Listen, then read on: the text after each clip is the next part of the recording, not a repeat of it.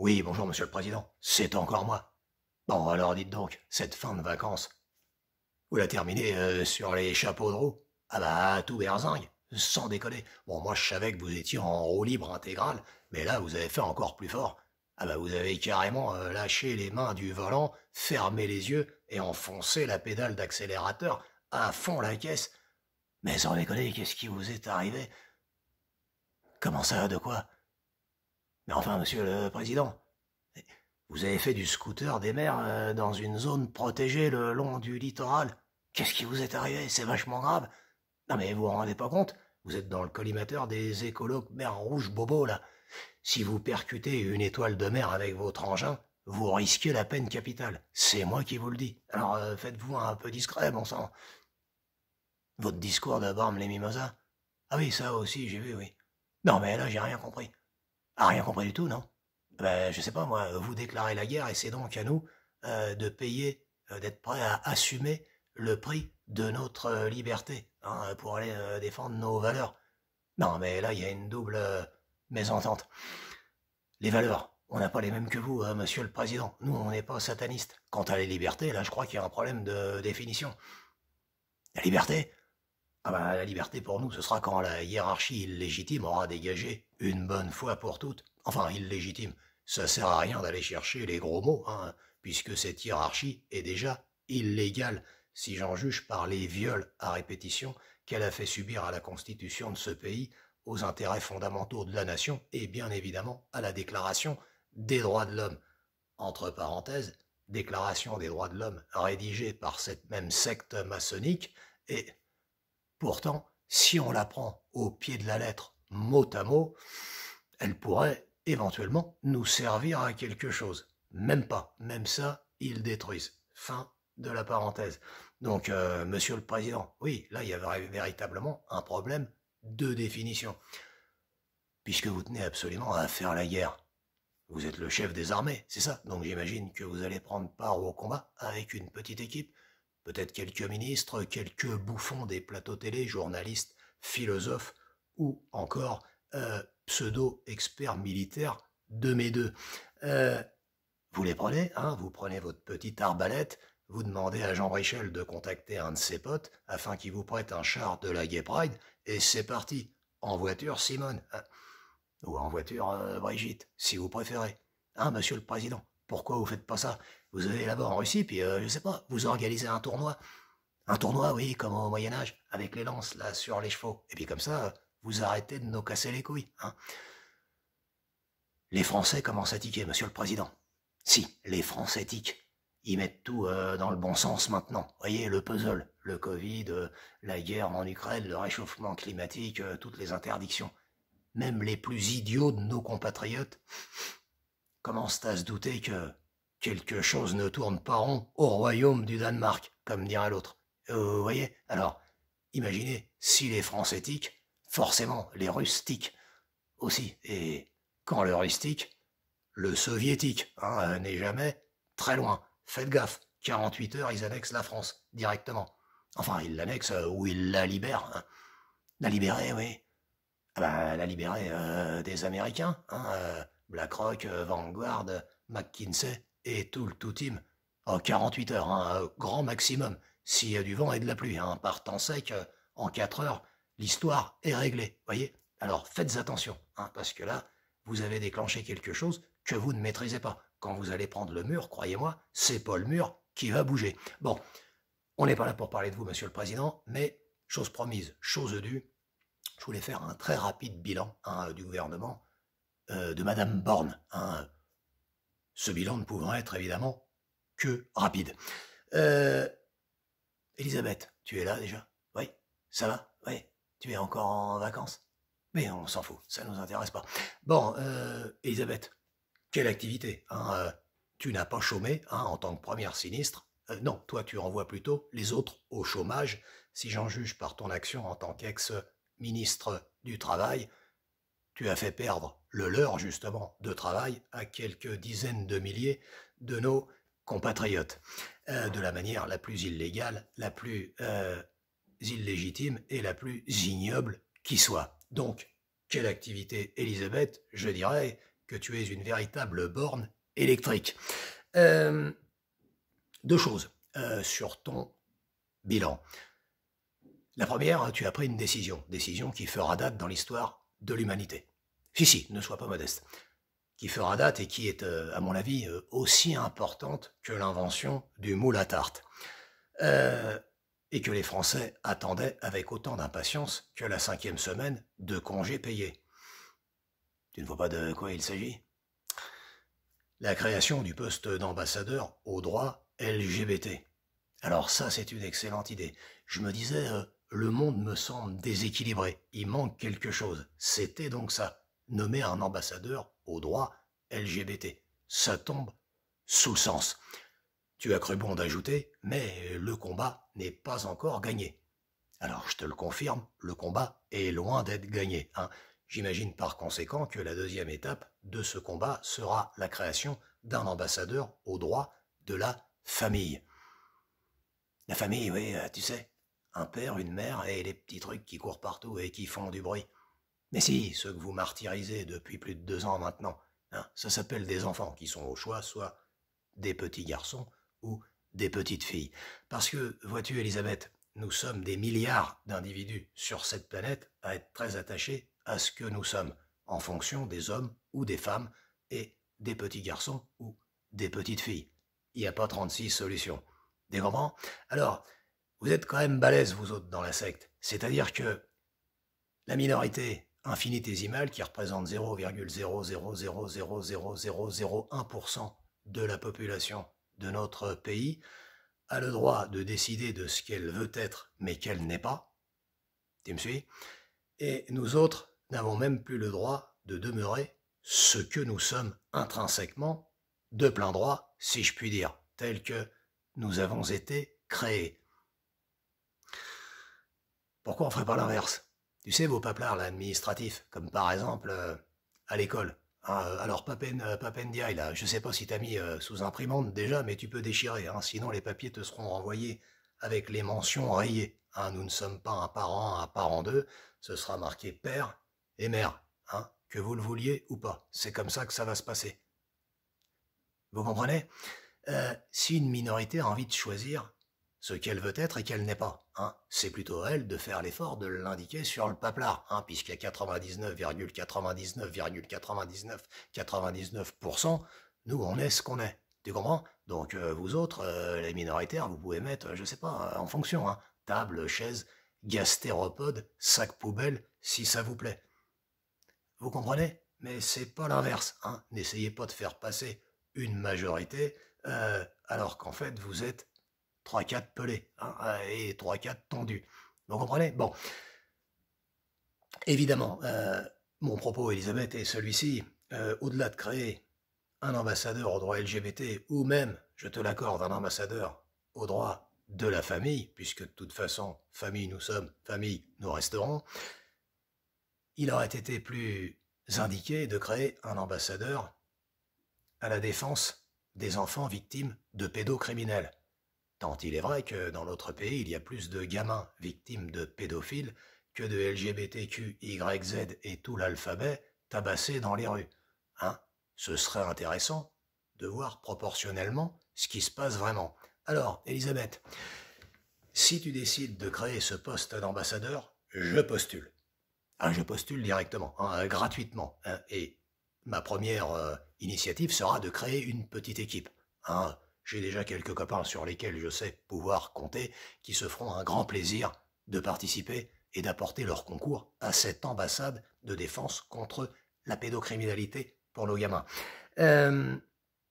Et nous demanderons donc à nos amis forces de l'ordre, policiers, de nous donner les dossiers en souffrance. Alors, je comprends, Miss Force de l'ordre, c'est pas de votre faute, vous avez été réquisitionné depuis quelques années pour des tâches bien plus importantes, comme tabasser les gilets jaunes, ou les soignants, ou encore verbaliser les honnêtes citoyens qui n'avaient tout simplement pas envie d'être des chihuahuas domestiqués en refusant de porter la muselière à l'extérieur, ou encore de verbaliser le petit grand-père ou la petite grand-mère qui n'avait pas son Ausweis lorsqu'il allait chercher une baguette de pain durant ce que la secte a appelé un confinement qui n'était autre qu'un enfermement de la population parfaitement illégal. Effectivement, on ne peut pas lutter contre les dangereux terroristes français et les gentils pédocriminels. Je disais donc que nous viendrions avec nos équipes et vous nous donneriez tous les dossiers en souffrance. Vous savez, les dossiers qui sont tout en dessous de la pile, hein, ceux dont on ne s'occupe jamais. Nous autres, nous en occuperions directement, en priorité. Hein. Non, on ne s'occuperait pas des dossiers, on s'occuperait des pédocriminels, directement. Alors, si des pédocriminels m'entendent, hein, vous êtes là? Bon, un petit salut non amical, évidemment. Si vous m'entendez, évidemment, je ne vous souhaite pas de mourir d'une mort naturelle, paisiblement dans votre lit à 90 ans. Non, évidemment. Hein. Si ça ne tenait qu'à moi, je me contenterais de vous enterrer vivant. Hein. Vivant, oui. Ah bah parce que tuer, c'est mal. Hein. Et moi, je suis le plus gentil de la bande. Hein. Je préfère vous prévenir que certains de mes copains joueraient un bon quart d'heure avec vous avant de vous expédier en enfer. Vous deviendriez très vite inséparables. Inflammables, surtout. Inflammable, oui. Ah ben, c'est la crise de l'énergie. Hein. Les gens font ce qu'ils peuvent pour se chauffer. On réglerait 2 problèmes, on ferait d'une pierre 2 coups. On préserverait les forêts et on préserverait nos enfants. Et il y a tellement de pédocriminels que je pense que nous aurions du chauffage gratos pendant quelques années.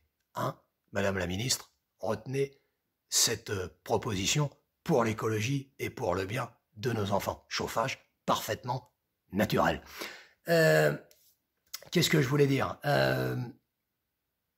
par rapport à la pédocriminalité, hein, par rapport à cet ambassadeur de droit LGBT. J'invite tous les parents qui me suivent et qui m'écoutent à m'écouter d'un peu plus près encore.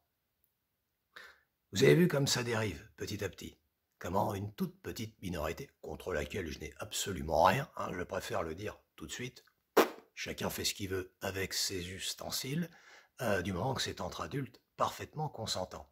Et justement, c'est là que le bas commence à blesser. Les LGBT ont le dos très large, si je puis dire, beaucoup plus large que celui d'Arnold Schwarzenegger au temps de sa splendeur. Croyez-moi, hein. Homosexualité, tout ça, on s'en fout. Hein. C'est pas ça leur vrai but, non. Petit à petit, on descend. Hein, on descend vers qui? Vers les gamins. Je vous invite à prendre connaissance de la Déclaration des droits sexuels.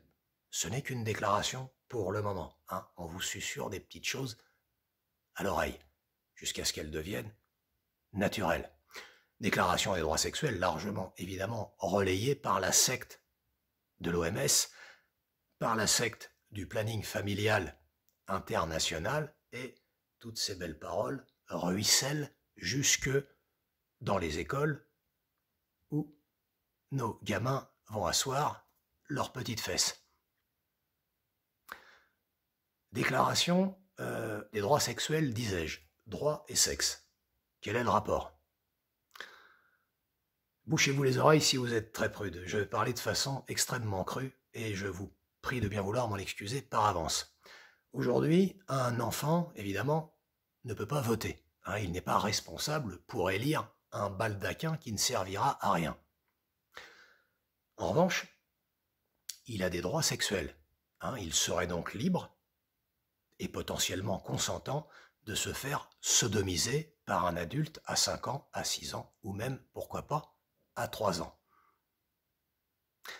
Voilà ce que ces textes dégueulasses commencent à sous-tendre. Et c'est plus que sous-tendu, puisque l'OMS, le planning familial international, sont gangrénés, évidemment, par les travaux du bon docteur Kinsey, travaux financés dans les années 40-50 par l'inévitable famille Rockefeller.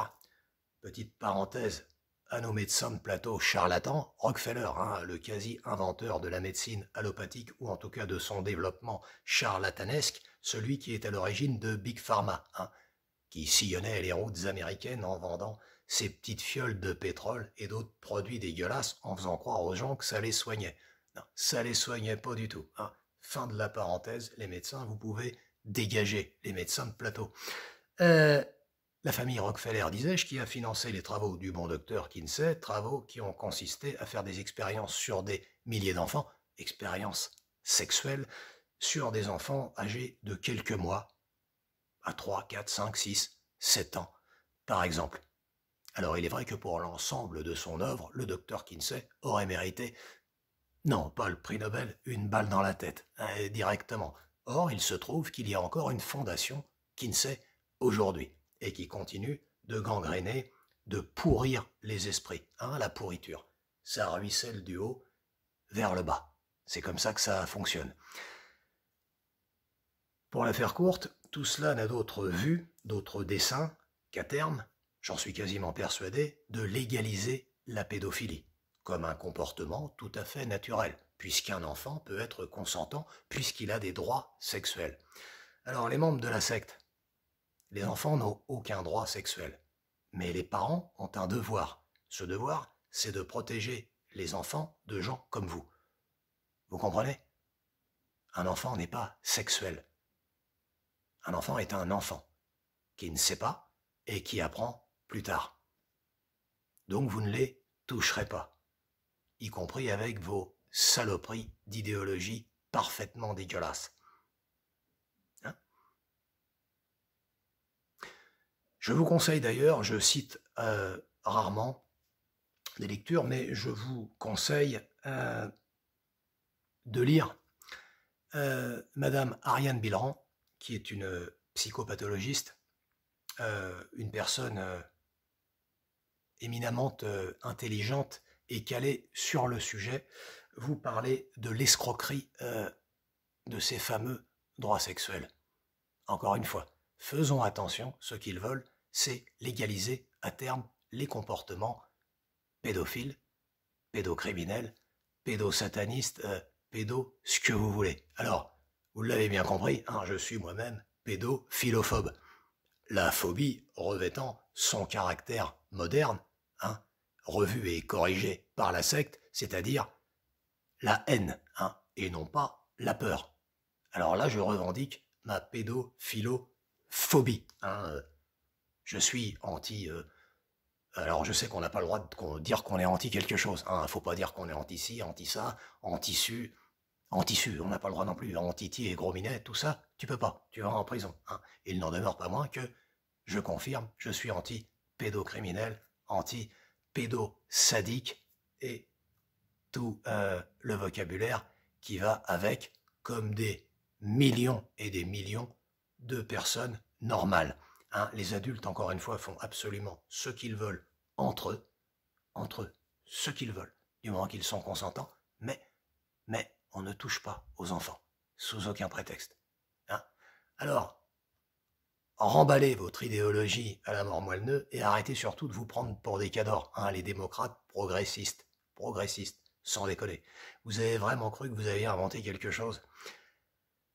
Vous voulez que je vous dise? Vous êtes de retour aux sectes de l'époque paganiste, ceux qui faisaient des cultes d'adoration de Satan et compagnie et qui sacrifiaient des gamins. Vous n'avez rien inventé.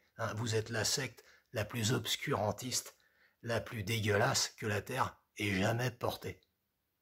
Voyez? Et vous prétendez allumer la lumière, vous prétendez enrichir le monde de vos connaissances. Vous êtes juste des vieux dégueulasses. Encore une fois, vous n'avez rien inventé. Vous êtes revenus au fond du trou, à l'époque, encore une fois, où on faisait des sacrifices sur des gamins. Bon, deuxième chose, Borne, après cette petite mise au point, je vais revenir sur un de tes discours que tu as fait à l'occasion du devoir de mémoire, relatif aux malheureux qui ont été, et aux innocents qui ont été raflés dans notre pays, au Veldiv. Évidemment qu'il est parfaitement ignoble de rafler des innocents quels qu'ils soient et de les livrer à l'ennemi et de faire massacrer des familles qui n'ont absolument rien demandé à personne. C'est d'une dégueulasserie absolue. Ce qui m'intéresse, moi, c'est plutôt quelques phrases dans ton petit discours, pour faire pleurer les chaumières, si je puis dire, pour attendrir la viande que nous sommes, pour mieux nous retourner et nous manger bien tendre après. Tu as dit, pour que la France retrouve son honneur, il faut qu'elle regarde son histoire en face. Alors, vous qui m'écoutez, vous remarquerez qu'à chaque fois qu'il y a un truc dégueulasse, c'est la France. Chaque fois qu'il y a un truc formidable, c'est la République. Normal, hein, tout rentre dedans avec une facilité déconcertante. Donc, on a d'un côté Merck, la France, et d'un côté la République, comme nous venons le voir au sujet de la pédocriminalité, qui est censée irradier le monde de ses lumières. Si toi et les membres de la secte républicaine regardiez l'histoire de votre République depuis un peu plus de 2 siècles, les yeux dans les yeux, et si vous aviez un tant soit peu de conscience et d'âme, hypothèse fort hasardeuse, vous vous brûleriez les rétines, Borne. Je te rappelle que ta République, elle repose, je l'ai déjà dit, mais j'aime le répéter, hein, parfois avec les gens qui comprennent pas, il faut répéter, elle repose sur le génocide d'une partie des Français, de nos ascendants. 1 million de Vendéens. Quand est-ce qu'on fera un devoir de mémoire pour ces gens? Jamais sous la République, ça me semble évident. Le devoir de mémoire, Borne, il ne doit pas être à géométrie variable. Et encore une fois, ça ne retire pas ce que j'ai dit de cette ignominie qui a été de livrer des gens à la mort plutôt que de les cacher et de les protéger. Ce que je ferais personnellement, même avec peut-être un des membres de la secte que je jugerais idiot plutôt que criminel. Tu comprends, Borne? Voilà ce que ça veut dire, le devoir de mémoire. Alors, on sait bien que vous autres, les républicains, êtes toujours parfaitement orientés pour vomir sur la France. Encore une fois, si vous faisiez un devoir de mémoire, vous autres, républicains, je dis bien républicains, avec toutes les guerres auxquelles vous avez participé à l'extérieur pour des intérêts privés, jamais, absolument jamais pour la France, jamais, aucune. Et donc, par conséquent, tous les morts que vous avez sur les bras partout dans le monde, croyez-moi qu'il n'y aurait pas assez de jours dans l'année pour faire des devoirs de mémoire. Voilà ce que je voulais préciser. Petite parenthèse et un petit salut d'ailleurs à mes amis militaires. Je sais que je suis suivi sur un navire de guerre. Ah putain, ça fait flipper. Ah, on m'a dit qu'on m'aimait bien. Bon bah, je vous aime bien aussi. Hein. Je vous aime d'autant mieux que vous savez, pour discuter avec certains d'entre vous, qu'évidemment, depuis cette République, jamais la France n'a envoyé au casse-pipe ses braves soldats pour la défendre, mais pour défendre toute autre chose. Hein. Vous le savez, nous le savons, et je sais que vous le savez, et réciproquement. Amical salut à ce navire de guerre, ils se reconnaîtront. Bon, ça c'était pour Borne. Borne, bon allez, tu peux circuler maintenant. Alors, deuxième ministre, on va en faire que 2, hein, dont on va célébrer ici l'action, hein, courte action de quelques mois. C'est évidemment notre ministre de la Santé, hein, le rasoir électrique de l'hôpital public, j'ai nommé le docteur Braun. Hein. Oui, je sais, elle est facile. Bah, on est fin août, hein, je commence aussi à m'émousser. De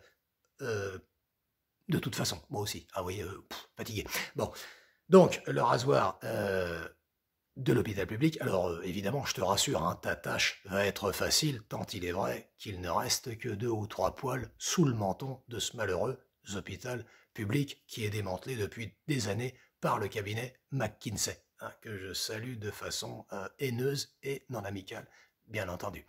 Alors, Braun, on peut dire que tu as marqué une véritable rupture avec ton prédécesseur, le véreux de la santé. Hein, je parle pas de Bourguignon qui a même pas eu le temps d'accrocher sa veste au porte-manteau qu'elle était déjà dégagée. Tu marques une rupture, disais-je, car avec le véreux de la santé, nous étions rentrés dans une sorte de routine. Un mensonge, une contre-vérité, un mensonge, une contre-vérité. Tu es arrivé là comme un chien dans un jeu de quilles et tu as explosé tous les codes, puisqu'avec toi, nous avons droit à une contre-vérité, un mensonge, une contre-vérité, un mensonge. tu es extrêmement créatif. J'en veux pour preuve cette lumineuse idée que tu as eue. Supprimons les urgences. Les statistiques de l'hôpital remonteront puisque désormais, tous les gens mourront directement chez eux. C'est une excellente idée, Brown. Alors, j'imagine que ta décision ne va pas faire plaisir à ton petit copain, l'urgentiste star des plateaux télé, j'ai nommé Pelou. T'es là, Pelou? Ça fait longtemps que je voulais jacter un peu avec toi. Pelou, dis-moi, alors toi, on te ressort à chaque fois qu'il y a une catastrophe. 2003, la canicule, les attentats et maintenant le Covid, et pour nous faire l'article sur la picouse. Dis-moi une chose, c'est les catastrophes qui t'attirent ou c'est toi qui attires les catastrophes? Alors, tu as déclaré il y a quelques mois sur un plateau de télévision que tu savais déjà qui allait mourir, c'est-à-dire les 6 millions de personnes non injectées. Bon, j'ai l'impression que tu t'es un peu fourvoyé sur ce coup-là, l'ami charlatan, puisque je ne vois pas beaucoup de gens non injectés qui meurent du Covid.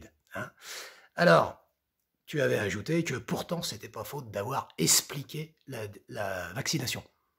Tu as dit expliquer, oui. Alors c'est un X, on dit expliquer. Bon, cadeau, c'est pas bien grave. C'est justement parce que des lascars comme toi ont expliqué la vaccination que des lascars comme moi ne se feront absolument jamais vacciner de leur vie. Tu comprends? Tu pourrais inventer un vaccin contre la mort que je n'en voudrais pas, c'est dire.